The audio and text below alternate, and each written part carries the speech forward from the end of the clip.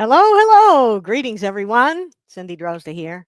I was supposed to have a little banner saying that this is Tool Talk Live, which it is. This is me, Tool Talk Live. And this is great. I just love it. So many of my friends are here to share the time with me. And let me see if I can find a few of them. Todd, of course, a good friend. And oh, Helen is here. Yay, Helen from across the ditch. We got several from across the ditch, and we've got Tony from up in the freezing white north, and and Ward from the west coast of Arizona. Arizona has, I guess, two coasts. Oh, Temple is here from up in Maine. I'm going to Maine this summer, planning on it anyway. David, great to see you here. Emma is here. Did you say Emma? Where is Emma? Oh, I wonder where she is. We have a bunch of people here. Good friends, Ted from BC. Oh, and Mike from Oregon. Michael McEwen, good friend. And oh, and Patty from New Jersey. And I know I saw, oh, Jim from up in Oregon. Mike Peace. Always nice to have you here, Mike. He's got a lot of information to share. Roy, I saw you came on, I think it was last week. You made a comment, and I wasn't even anywhere around. Now I know I saw Glenn Crandall. Yes, with a little bit of a geography lesson for all of us. I did see that. Atascadero, I would never have known. So anyway, yes, thank you, Jay. Great to have you all here. I just love this community. So much fun.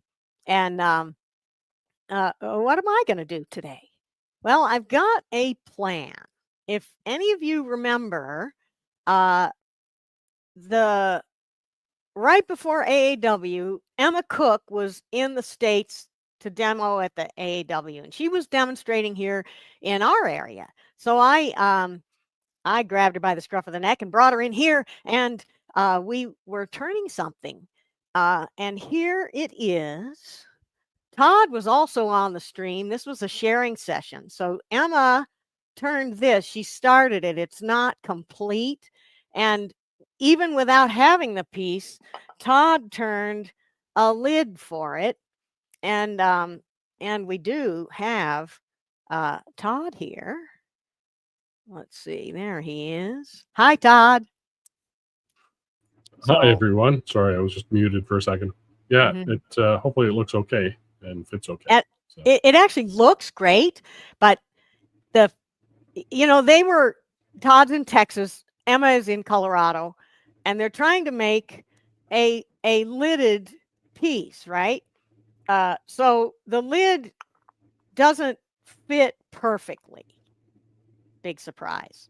So the first thing I'm going to do is work on that, and that's understandable.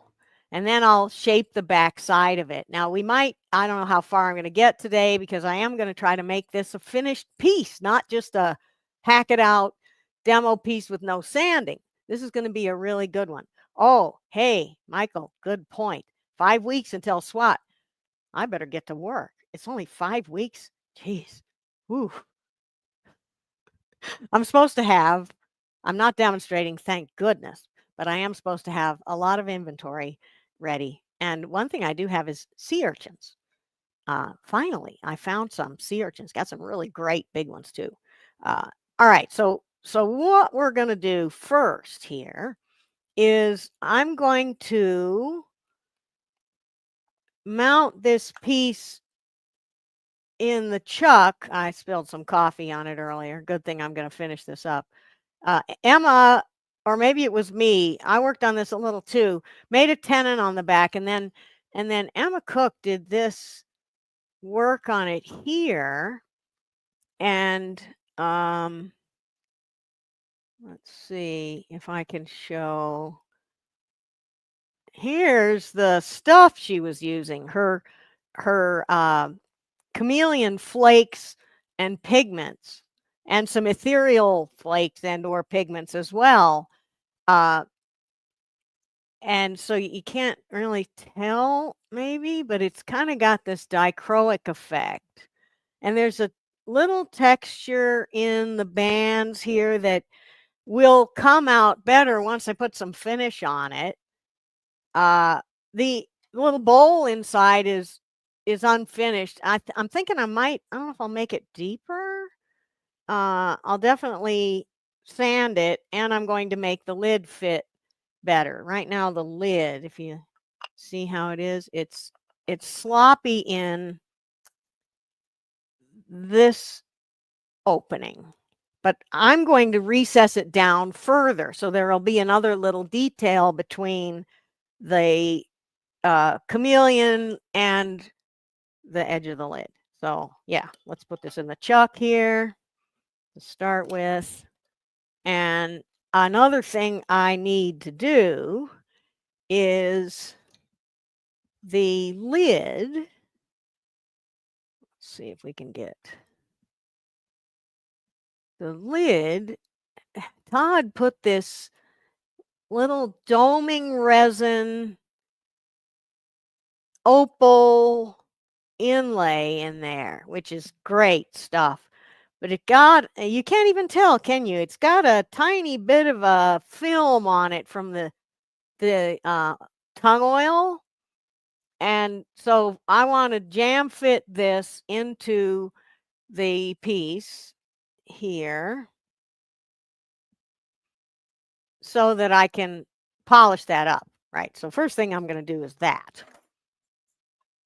And please do ask your questions in the comments, whatever platform you're on. And I will do my best to get to the questions. I think we have one question here already. And I may get to answering it pretty soon. So I've got my caliper set, and I'm going to open that up, and I'd like to scribe, you know how I do? I usually scribe with the point closest to me to try to get a mark on the piece of wood. But because of the shape of this piece, it hits before it's just got too much shape to it, so I can't do that. So I'm going to have a look, and I'm going to have to just guesstimate / eyeball it and work to it. So here's a question from Fred right now. Specifics on the doming resin and the flakes in the dome. Todd, would you like to talk about that? Sure. I just posted a link in the chat on your account, Cindy. Easy Inlay is where I got the solar res. It's a UV cured resin. Also at Easy Inlay, I swear, got the cultured opals. And so made a little recess in the little knob there, painted it black. I just used a Sharpie because I was trying to be quick. Super glued in the opals and then filled it with the doming resin, hit it with UV light, and cures up, and you're done. And these opals, you got those also from Easy Inlay? Yep. And so they're little chips of actual rock, if you will. Yeah. Cultured opals. So yeah, and you put them on a background of black what? Just use a black Sharpie is all I used. Black Sharpie, okay. Yeah, but use a black paint or a super glue tinted with black dust of some mica powder or something like that might work. I also used, after I did the black Sharpie, I used a UV cured sealer. So there's the doming resin, but there's also a sealer, and the sealer just helps to seal the black then, right? Yeah, to seal the black so it didn't run and stuff. Okay, so, and that was the Solarez sealer? Sealer, yep. Yeah, okay. Well, so anyway, yeah, good. Thank you, Fred, for that question. While we're talking about questions, I believe we have another one from Hans about the 50/50 tool that I used in I don't need to show that for this, for the threading presentation. And actually I use that for lots of things many times. I used it actually last live stream that I had to do the washers. I made washers, or a washer, for the nut and bolt box, and I used this tool to true up the face of the washer blank. So specifics on this, it's got, when I say 50-50, it's got a 50-degree angle between the cutting edge, I want to cut myself, and the tool. And then the double bevel is a 50-degree included angle. And you know, what angles you put on there are really kind of arbitrary depending on the job you're trying to do. I have found that this angle works pretty well for the things I'm doing. But you know, sometimes I want it pointier, sometimes I want it flatter. Sometimes I put a little radius on one edge so that I can get in a different area. So anyway, that's that tool. Now the tool I'm going to use next, and let's zoom in a bit more here and give it a focus. Oh, I've got to go back over here now so that I can move over. And I'm going to use this tool here right now. This one is my recess finisher, and it has a double bevel, 60 degrees on the bottom, 10 on the top, for a 70-degree included angle. And it's got a side cutting edge here parallel to the other side of the tool, so that the way I use this is to put it on the tool rest and line up the shaft of the tool with the bed of the lathe. And that will get me a recess that's parallel to basically the bed of the lathe, is what I'm after. Set this up here. And we're going to go here. And the question is, with all that texture, will this tool reach in there? And yeah, it will. There's enough space here. So just checking. You should be able to see the speed that the lathe is going there up in the upper left corner. And I'm going to just start with a guess on how big this recess needs to be. And we'll see how we're doing. What was all that noise? Well, this is something that hasn't ever happened to me before that I can think of. I've got the chuck on, and it's not going in reverse or anything, but look at this, the chuck loosened up all on its own. So what I'm going to do about that is what I usually do, and I often use Tommy bar chucks, which really tighten things up, is I'm going to give it a flick so that it hopefully tightens up really good. That was kind of weird, though. Usually that only happens if you're trying to turn the spindle in reverse. So how is that? How is that? I've got a long way to go. I'm kind of being conservative here.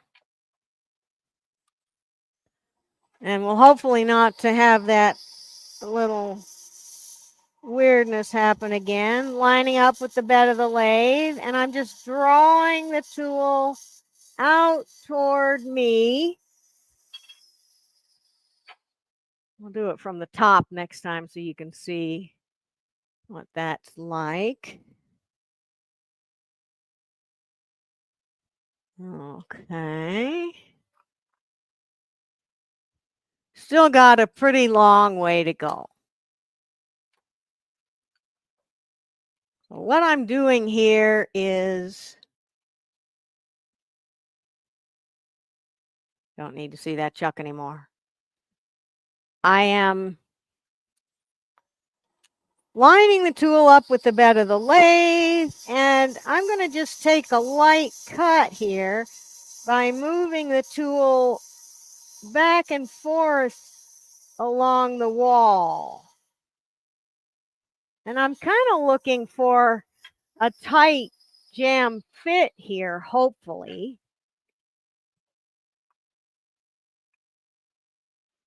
Still got a pretty long way to go, but I don't want to overshoot or anything.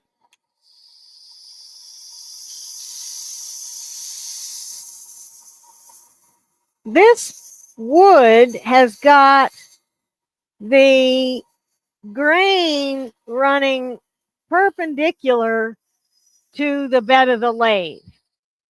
That means the grain going across, when I'm cutting on that recess wall, I'm cutting end grain on opposing sides of the circle and side grain on opposing sides of the circle.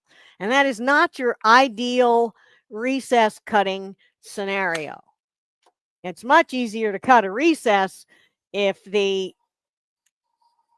grain of the wood is parallel to the bed of the lathe, and you can cut face grain or side grain, however you want to call it, on the entire circle.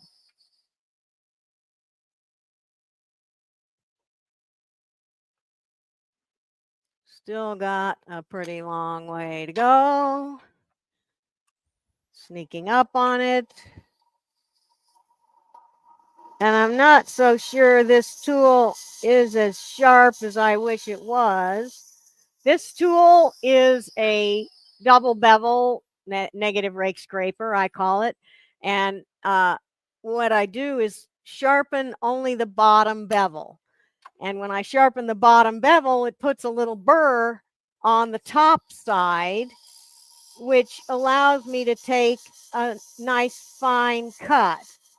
As soon as that burr is gone, like now, it becomes much more difficult to make a light cut. So whoever was in charge of sharpening my tools didn't really get it. So it won't fall out. That means we're getting close. Am I doing test fits with the grain in the same direction as the bowl? In other words, what's the grain direction on this lid? Todd, what is it? Is it Yeah, I believe parallel it's grain? no, it's face grain. I'm pretty sure. It's face grain, meaning perpendicular grain, meaning the same as the bowl. So yeah, good.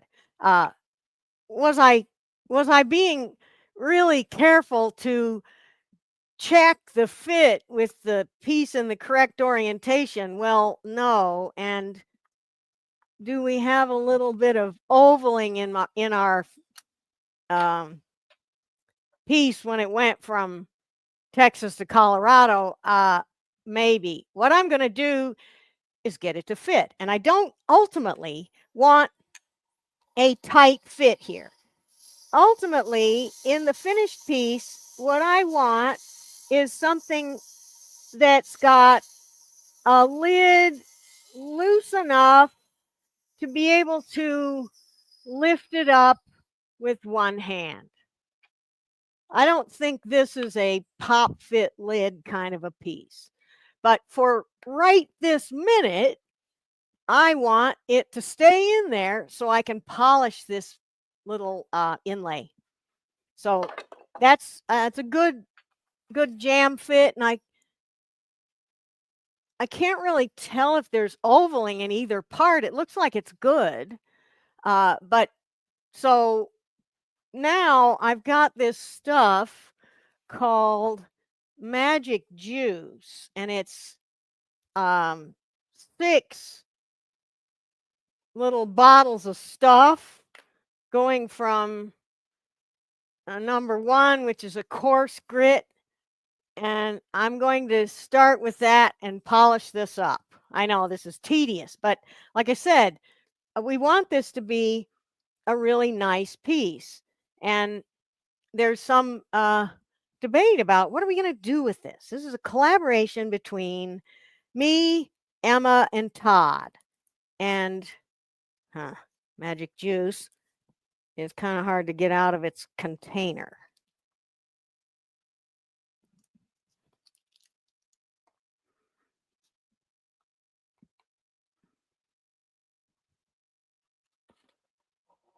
Yeah, I think there is some ovaling as it looks like it's not spinning perfectly true. So number 1 out of 6. And I'm going to make sure I've got it in all the way. There we are. That was why it wasn't spinning true. And I'm going to put some, maybe that's a bad idea. Guess I better not. I just said, I'm going to put some tape around it. And then I thought, this gilded surface might not be so great with tape around it. So never mind that idea. We're kind of living dangerously, but I'm going to hopefully be okay. It's a very tight jam fit. That was my goal anyway. So I think that got the film off. Did it? Not quite.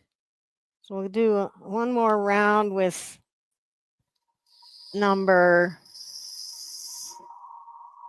1.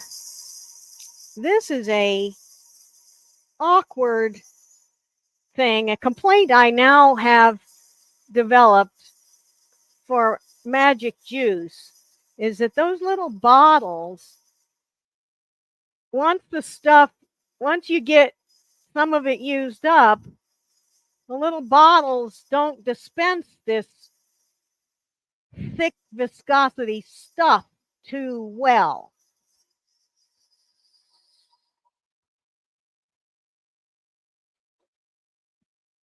All right, I'm thinking that's got that done, and we'll go to another clean place on the paper towel, and we'll go for number 2. And yes, I will get to your questions, anyone who has one. I saw that we do have a question. Let me get going on this here. What I'm going to do is go through 1 through 6.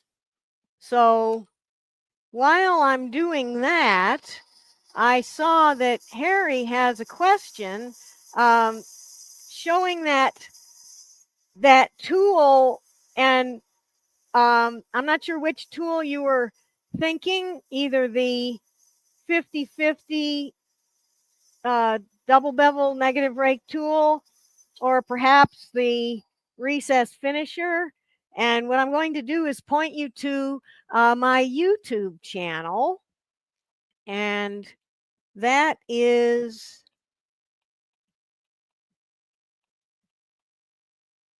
here. Cover up my face, but that's fine. I have sharpening videos on my YouTube channel, and I do show those tools. Apologies in advance for the fact that some of those videos you have to watch through some extra stuff before I actually get to what you specifically wanted to see. And that's just kind of the nature of videos. So check out my YouTube channel. If you can't find the video you were after, then please do send me an email. And let's see if I don't have it, but I do have my website, and I'm going to put that in the comments. You can go to my website and find my email, and you can also actually find some of those sharpening videos on there. So anyone else with a question? Now's a really great time. Let's see what we have over here. Aha. Is it okay to plug a Canadian distributor for easy inlay? Yes, please do. Please do. Just put the link in the comments. No problem. I apologize for not always having global links for everything. I didn't actually know there was a Canadian distributor. Is it you, Michael, perhaps? If so, good deal. One of the benefits of me not selling everything I use is that I don't care if I'm not trying to take any sort of exclusive business because I'm just sharing my friends' businesses.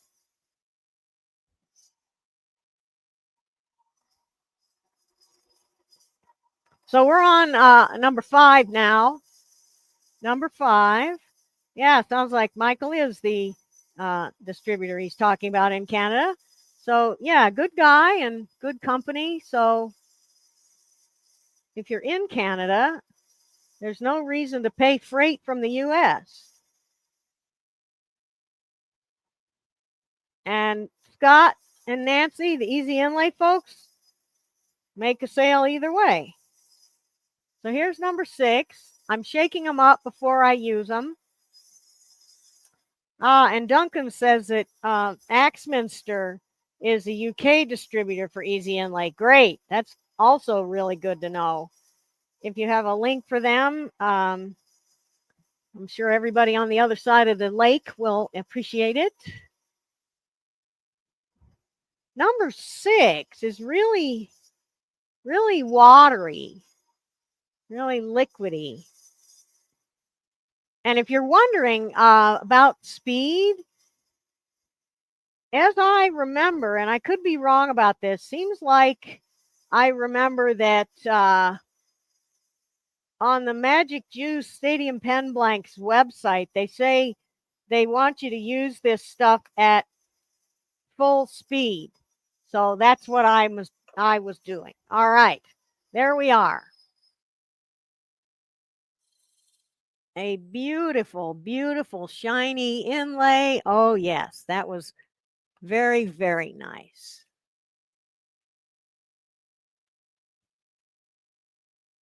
Perfect. And what I want now is a little bit looser of a fit. And we'll also, at the same time, we'll tune up how we like the look and whether I want to do a little bit of detailing right there and whether I want to do a deeper recess or not. So I want it to be, that's still a little snug there. Question, what happens if you rotate it? Is it different?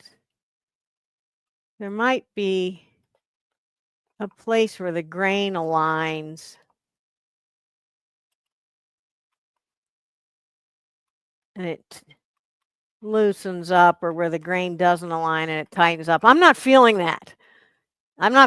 So I think this piece that Todd did several weeks ago has not changed. It has not gone oval. I'm sure it was dry wood, right? So maybe a little bit of sanding. Oh yeah, and what do we think about the look here? Oh yeah, it does need another cut. But what do we think about the look here? Can we see over here? Yeah, it sticks up just a little bit. And I think sticking up a little bit is good, but I think that's too much. So I'm going to make my recess deeper is what I'm going to do. I'll do that with this recess finisher by putting the tool in a little deeper than the bottom of the recess and drawing out toward me so that I'm cutting with the side cutting edge.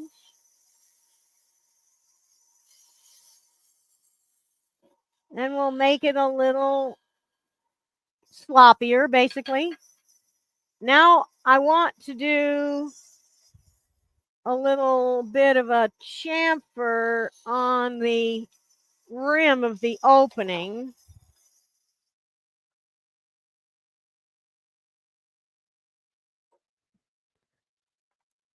Okay, that's great. I partly because this is perpendicular grain wood, face grain, side grain, whatever you want to call it.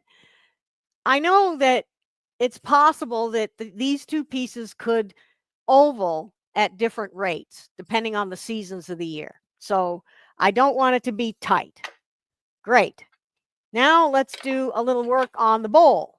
Question is, how deep? What's my plan? How deep do I want the bowl actually to be? Any room to move here? No. There we are. So if I measure the depth, it's measuring off of all the way out here. Yeah, let's zoom out a bit, which of course means we need to refocus. Okay. I've got to put it on this bead here to check my depth because that's where I was measuring from. So that's how deep our bowl is, right about here.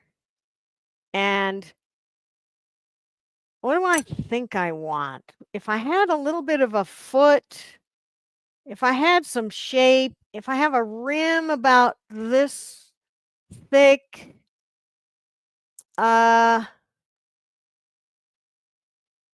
maybe the foot is this thick, I can make this bowl a little deeper is what I'm thinking. So I want to do that. Just make the bowl a little bit deeper with my bowl gouge. And I can get in here with the bowl gouge and I'm cutting in the way that makes sense. I'm actually not cutting properly. This would be the proper cut right here, putting the cutting edge right into the face grain, side grain. But this is the cut that mechanically that works. So that's what I'm doing. And we'll just try to take a little more. And if I decide I want to, I can then use the wing of the gouge and remove some wood in a way that cuts easier and then clean it up, clean up the curve in a way that works mechanically for the shape. Bit of chatter there because this is a fairly small diameter gouge. And now I'll take another negative rake scraper, again a 50-degree included angle, double bevel, and this is what I'll use to smooth out my bowl shape. I'm cutting right now on the side grain or face grain, except for right here where there's a bit of end grain. But the negative rake scraper pretty much cuts equally good everywhere on the piece. What do we think now about this?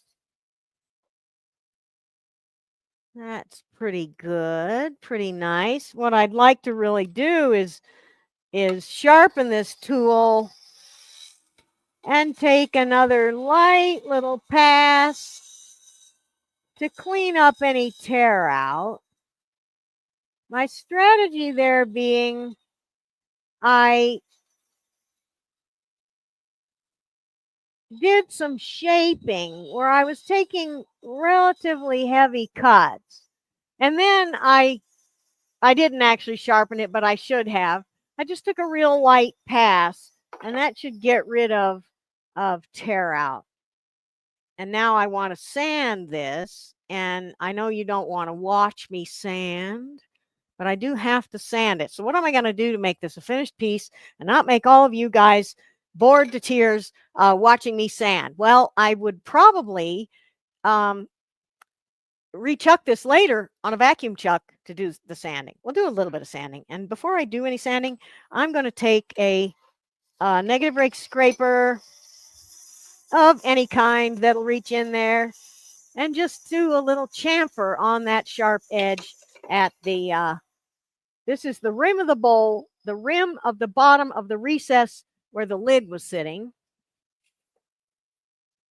Get a good look at that. So this will get sanded. It'll get, I think maybe oil finish.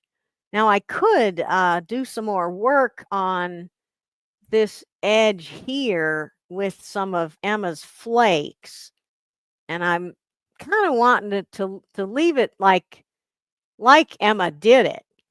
But it's a bit of a sharp edge, and I'm not really liking that too much. So I'm going to just soften that edge a little bit.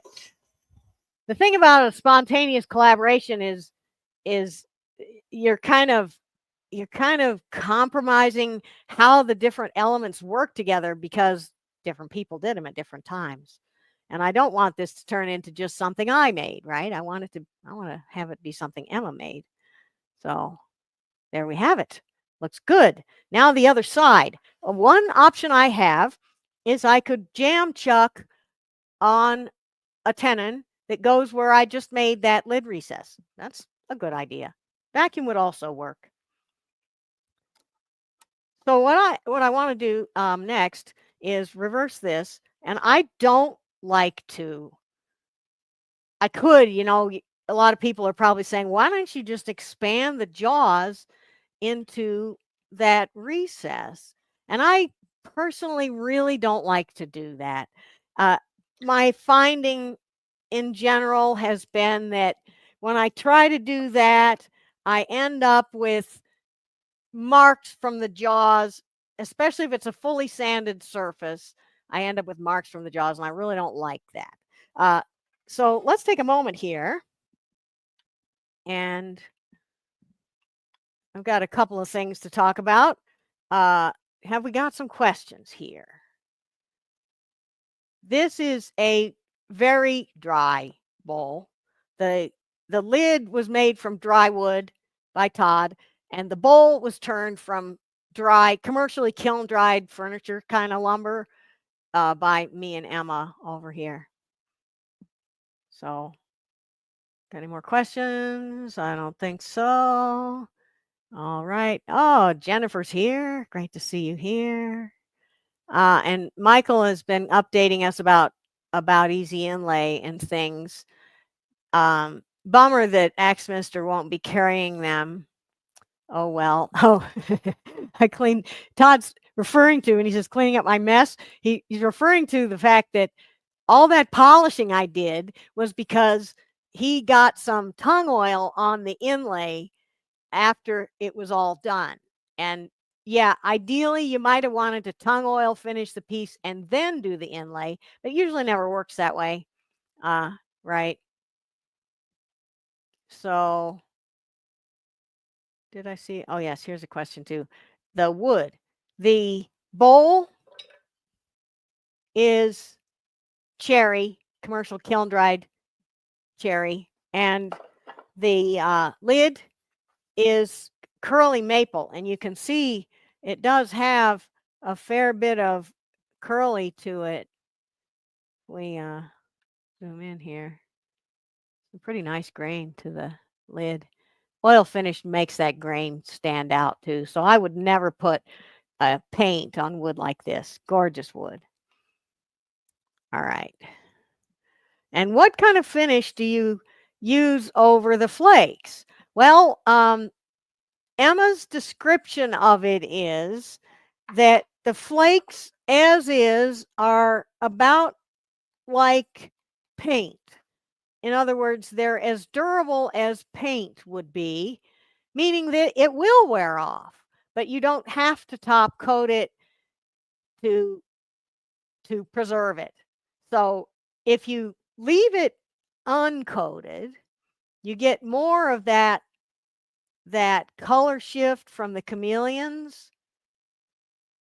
If you coat it, it sort of dampens that down quite a bit. So I would rather not coat it. But the thing here is that what I'm planning on doing is I've got to put some finish of some kind in here in between where Emma did some. This is a bead of leather cord here, and ethereal flakes, chameleon flakes, and some other kind of, oh no, it's chameleon pigment, chameleon flakes. So if I botch the finishing job, I may end up coating the whole thing. That remains to be seen. Oh, this is cool. Emma's stuff and Scott and Nancy Easy Inlay products. That could be quite a great combination. All right, so another thing I want to do here is we're going to have a raffle, and I'm going to give away a couple of tickets to my upcoming IRD, which will be in 2 weeks from tomorrow. Let's see what we have here. Oh, my friend Carter wants to make an appearance. He is very much enjoying the summer, and this is my backyard garden. I call it the jungle. It's just a wildflower reseeding themselves, basically jungle. Oh, I forgot to answer a question there, didn't I? Todd answered for me. The stuff I polished the resin with was magic juice, and Todd's got a link for you there. Do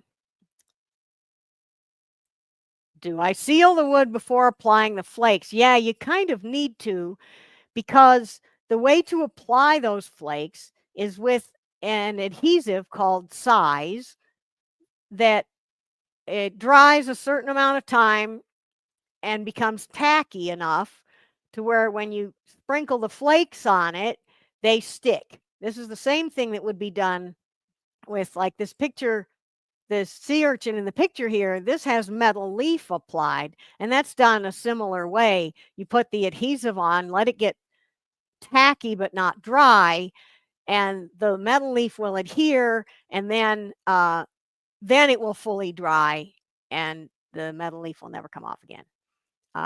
Now, did I, Glenn, there's a Canadian supplier for the Easy Inlay, and he put his link in the comments. Now, I'm not sure if you came late, if you can still see former comments. So go ahead and put it in again. All right. You know, you will only be able to see it if you're on the same platform that Michael is. And what kind of finish do I use over the flakes is another good question. There are two things I've found that are pretty good. They're water-based varnishes that don't have much color to them. And I can't actually remember the name of them because I wasn't prepared for that today, but I will be talking about that in my upcoming Gilded Sea Urchin Box IRD, which is going to be 2 weeks from tomorrow. So we're giving away a couple tickets to that at the end. And I also wanted to talk about some other stuff that I do and or Todd does. Here is Emma. Yay, Emma. That was so fun having her here. So fun. And I have a QR code for her here. This is Emma Cook, thetinyturner.co.uk, and she also has a YouTube channel. You can find her online in a lot of places. Really, really wonderful person. Lots of fun. Lots of fun. I do these sessions, Tool Talk sessions, every 2 weeks on Friday at 2 p.m. Eastern, which is 1800 UTC. And good question in the chat. I'll get to that in a minute. And my friend Todd, who is here at the moment, also does a similar kind of thing. Let's get Todd in here. There's Todd. Hello. Yeah, it's been a few weeks. I just looked and it was, I think, June 13th was my last one. So next week will be my next one. I took a few weeks off. I've got some, it's maybe a little bit mundane, but I've got to do some chuck maintenance. So I'm going to pull apart a chuck and clean it up and put it back together, and maybe we'll use it and turn something. I'm not sure what yet. So there's some other maintenance items I got to do over the next few weeks, but and stuff. But looking forward to doing that and getting back in the shop. All things wood turning. Yeah, so that's Todd's. He's every 2 weeks on the intervening Fridays to mine, which means you can see one of us every Friday at about this time, unless one of us happens to be gone. And during SWAT, we're going to probably try to do something live from the trade show floor, but we won't be turning anything. Oh, I don't know. Todd, are you going to turn something? We shall see. No, I don't think I'll have a lathe this time. I am demonstrating this year, so I'll have a couple of rotations to do. So I'll be turning something in the demonstration rooms, but not in the booth. And yeah, chuck maintenance is great. Yeah. It's something we all have to do. I personally put it off a lot, but yeah, that's me. So there's Todd's newsletter and my newsletter in the comments. If you want to get a direct link for our tool talks or all things wood turnings, sign up for one of our newsletters or both, and you'll get that as a direct link. The other thing you'll get is we do a session together. Yes. Called a sharing session, and that's a Zoom meeting. Yeah, that'll be on September 12th, right? So yeah, this last sharing session about a month ago, I guess, month and a half, since you had Emma on, we tag teamed at the end and did that collaborative. I don't know if that's going to happen this time, but we'll see. Maybe, I don't know if anyone else is going to be here. That, by the way, is David Nittman's birthday, September 12th. Oh, okay. Well, yay. Something to celebrate for coincidence. Sure. Yeah, we usually don't do a collaboration at the sharing session. That's only because Emma happened to be there. Yes, exactly. So, but they're great fun because we get to share and see a lot of people's turnings and share those ideas and what they've done, and also process techniques and tools and all that kind of stuff. So it's good. Yeah, tremendous sharing of ideas. Yeah. Links. It's a place for you to troubleshoot your process with a lot of people giving you advice and show off what you just made. So really great fun. Oh, and Patty got to meet Emma at the symposium. Really cool. Here's the question that I must answer. I saw it up there in the comments. It's hard to believe. Who was taller? Well, guess what? I am always the shortest person in the room, except if my younger sister is around. She's a little shorter than me. Emma is shorter than me. She's less than 5 feet tall. So even though I'm old and shrinking, and she's still young, I'm still taller. Yay. For now. Yeah. And you guys could swap shops easily, right? So. Oh, and that was something that Emma said when she was here. She said, "Wow, everything in here is my size." Yes. And on the other hand, when Todd was here, oh, yeah, we had to readjust the camera because we were standing at the lathe and he was like, his head was out of frame, and he walks under my green screen and whacks his head. And or remember last SWAT after we came back, I think we did a quick share. Yeah, at his shop. At my shop. And we had Cindy standing on, I don't know, about 10 inches of a ladder box. or something. No, it was a little step stool or something I had. So, Uh-huh. but yeah, it was good. Yeah, so Todd is, you can't really tell from looking at us on video, but he is a lot taller than me. So yeah. Okay, a couple of other things here. Yeah, Chuck maintenance. And yes, we both have a recording of these things, and you can find Todd's on his website. You can find mine on my YouTube. Yeah, if I was better with the websites. Oh, John is always, he's our resident comedian. Casual turning for Chuck, and more formal turning, you must call it Charles. It's funny to say, talking to, emailing with KK, she named her Chuck she bought Charles. So. Oh, very good. Well, that must be some formal turning going on there. I guess so. And that's a reference to the fact that now Todd is carrying Axminster Chucks, and I just bought a whole bunch more stuff. Oh, and if you're taking it apart that much, like you've got the slip ring pliers, you know that trying to take a snap ring off with what two pointers or anything other than an official snap ring pliers is going to just give you nightmares. Yeah. Do they call them snap rings or circlips or C-clips? Yeah. I don't know the technical, but there are different styles of those things that may have technically specific names. I just call them all snap rings. And it's one of those things where you have a couple of holes in it, and you need to expand the circular ring so that it will come out of the groove that it's in, which holds something in place. And be careful, because sometimes you take those out and everything goes sproing, and then you're in deep trouble. KK chimed in. What's that, KK? Oh, yes. Because he's British. Very good. Very good. Nice. All right. And having the right tool is always great. Yeah. Those things, some of them, the one I have, you can reconfigure it to go either expanding or compressing, depending on what sort of snap ring or circlip you want. And there are internal as well as external ones, which that's why you need the pliers that will. Oh, and Don has posted us a link for some of those pliers. Very good.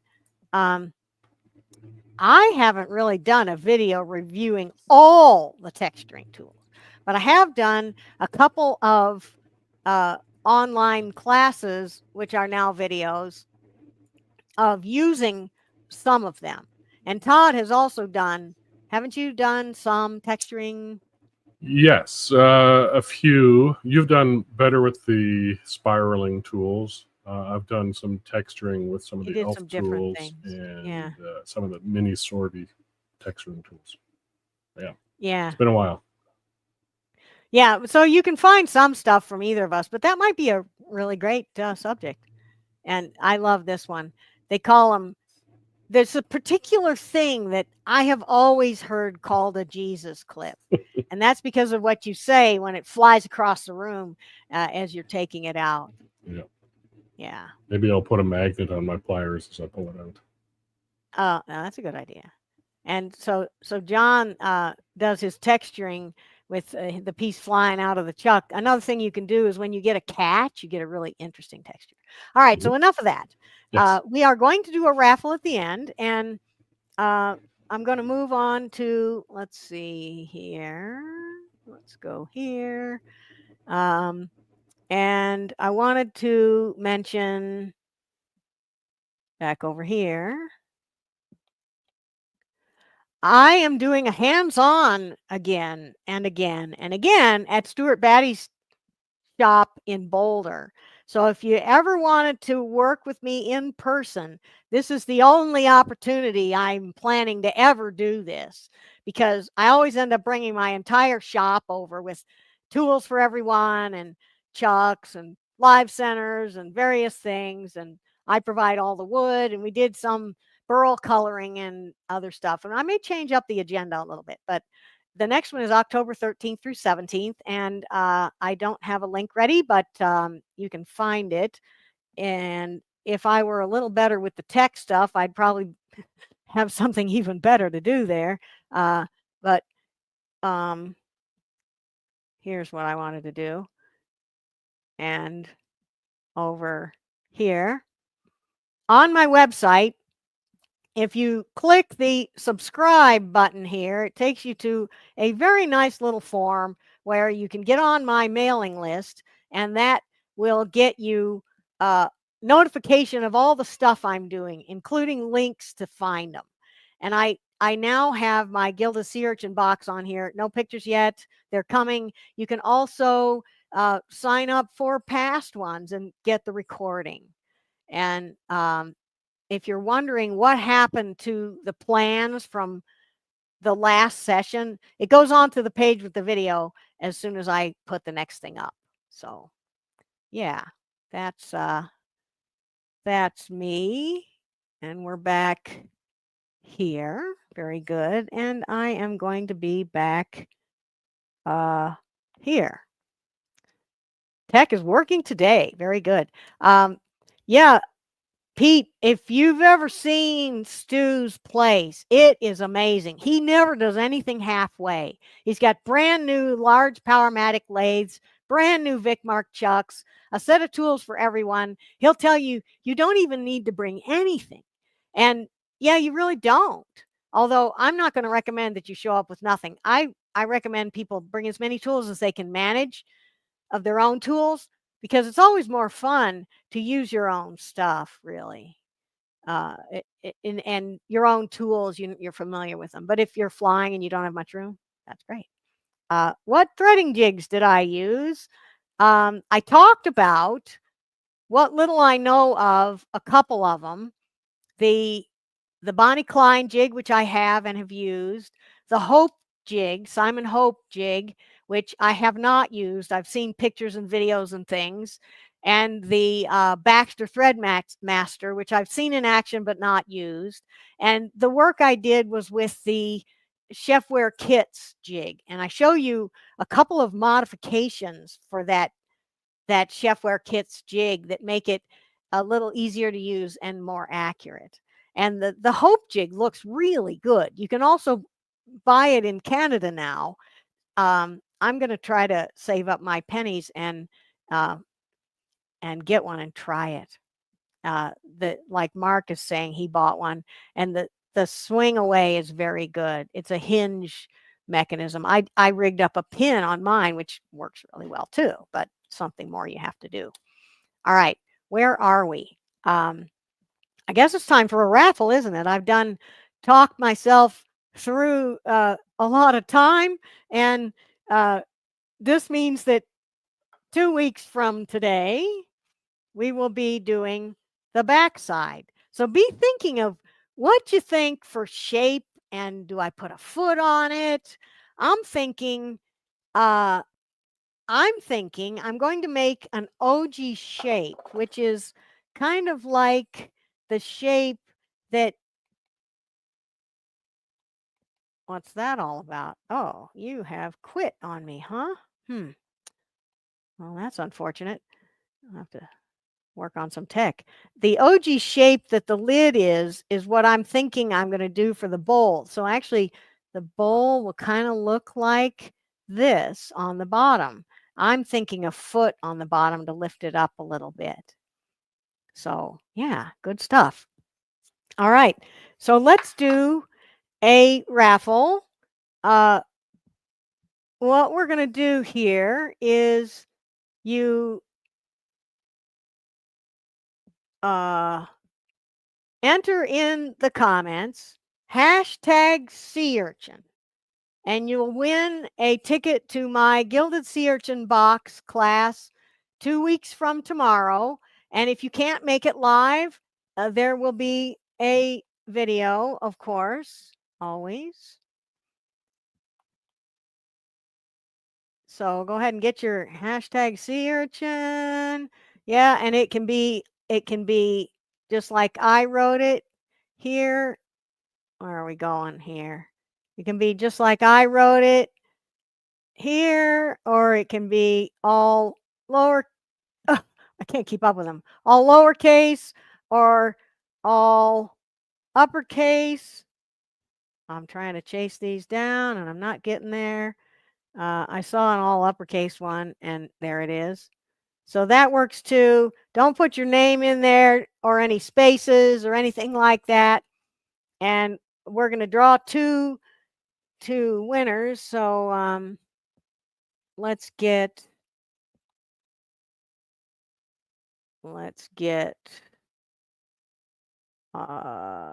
here ready with the giveaway thing. And I can get, if I can find it, I will just do it this way. We'll put someone else's in and take it out. There we are. So I'm ready to hit the draw button. I'm giving you stalling for time, give you a little time to make your entry. Oh, Roger, that's not going to work. You can't have the space in there. It's got to be all one word. So enter again. And you have to put a hashtag in front of it. Hashtag #, number sign. Yeah, so John's ready with your pistols. Draw, fire. Okay, we're going to fire number 1. We're doing 2, so you can still enter here. And we'll have 2 winners. Yay, Robert Riches is our first winner. You'll be getting an email from me and you won't get the link to the Zoom yet because it's not for 2 weeks. You'll be on the list and then you'll get the Zoom a couple days ahead of time is the way I work things. And I'll be putting up some plans and hangouts and handouts and stuff as time gets closer. I'm always scrambling to get things done. If you know me, you'll just say, yeah, you've always been that way. All right, so how are we doing? Oh, Roger, good job. You got the thing in there in the right way. Oh, Uncle Dick put the wrong thing in there, so I don't know what you're going to win, but it's not going to be, he's probably already entered. You can try to scam the system by entering 1,000,000 times, and it's not going to work because this StreamYard is way too smart for that. Oh, Chuck Cuban is here. Yay. Chuck Cuban is a local guy. Good to see you. Oh, Don, I know it. I was just ready to say your name. I thought it was going to be you. But yeah, Robert, congratulations. Now we're going to do another one. If you're not in already, 3, 2, 1, draw and fire. And our other winner is Kim Huggins. Congratulations, Kim. And congratulations to everyone who is here with me because we are all winners, right? Yes, I love that. So no sense in entering anymore. Oh, and Mark, if you had already signed up, I'd be giving you something else, either a refund or a ticket to the next one or something. I know this has happened before where somebody won the draw, but they were already signed up for it. And I do actually have the sign up on my website, just no pictures yet. I'm working on, what I'm working on? Oh, the overhead camera has died. It doesn't like the heat, and I forgot to turn on its fan. I think I'll just go do that right now, and maybe it'll wake up. Okay, maybe. Probably. It wants me to unplug and replug it because it doesn't like the heat. That is a Panasonic G9. So I got to remember that. Yeah, so I wanted to show you all the sea urchin with this is the perfect thing for these chameleon flakes and powders because they look their best on a textured surface. And this textured surface is great for it. So what we're going to do is make it a box by putting a little wooden insert in. Sea urchins always have a hole on each end, a big one on one end and a smaller one on the other end. And I'm going to put a foot on the bottom and a bowl with a lid inside. And I'm working on some fun stuff for a new kind of finial. So let's just see how it goes. Very wild looking indeed. I love it. Wild stuff and glittery stuff, just my thing. So did John make another joke? Oh, I didn't gild the inside? I didn't on that one, but I have. That one that I showed the picture of, let me see if I can find it here. The one on the slide here. This one is gilded on the inside because this one doesn't have an insert in it to make it a box. And that's another way to do it, is to let the shell itself be the entire structure.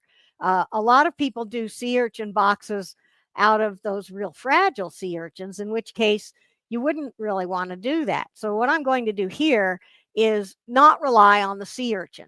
The box, foot, and finial will be standalone. Like if you smash the sea urchin, you still have a little lidded box. So that's what we're doing this time. You know, next time it may be something completely different. We got any more comments here? Any more comments? I don't mean comments. I mean questions. I don't think so. So yeah, I'm always here to answer your questions, and I'm always here to make a few chips. And so I'm going to sign off. It's been great hanging out with you guys. Thank you all for being here. Thank you so much for showing up and being part of the community. And congratulations to our winners. I hope to see some of you online in a couple of weeks. All righty.